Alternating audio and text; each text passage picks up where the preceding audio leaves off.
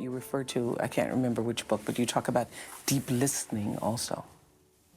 Deep listening is the kind of listening that can help relieve the suffering of the other person. We can call it compassionate listening. You listen with only one purpose, help him or her to empty his heart. And if you remember that you are helping him or her to suffer less, and then even if he say things full of wrong perceptions, full of bitterness, you are still capable to continue to listen with compassion. Because you know that listening like that, with compassion, you give him or her a chance to suffer less. If you want to help him or her to correct his perception, and then you wait for another time, but for this, the time being, you just listen with compassion and help him or her to suffer less. And 1 hour like that can bring transformation and healing.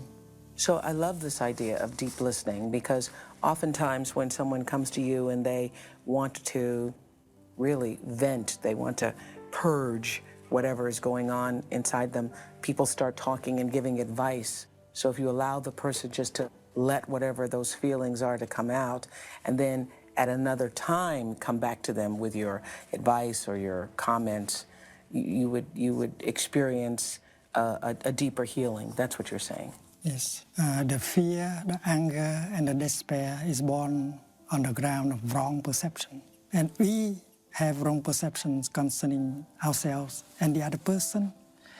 And that is the foundation for conflict and war and violence. You've said that the only way we can begin to end war is due to communication between people. Yes. Mm-hmm. And we should be able to say like this: dear friends, dear people, I know that you suffer a lot. I have not understood enough of your difficulties and suffering. It's not our intention to make you suffer more. It is the opposite. So please tell us about your suffering, your difficulties. I'm eager to learn, to understand. You have to start like that, loving speech. And if you are honest, if you are true, they will open their heart and tell us. And then we practice compassionate, deep listening. And during the process of deep listening, we can learn so much about our own perception and their perceptions. Mm-hmm. And that is the best way, the only way to remove terrorism. Terrorism, or even difficulties between yourself and yes. family members or friends. Yes. And the principle is the same no matter the conflict. Yes.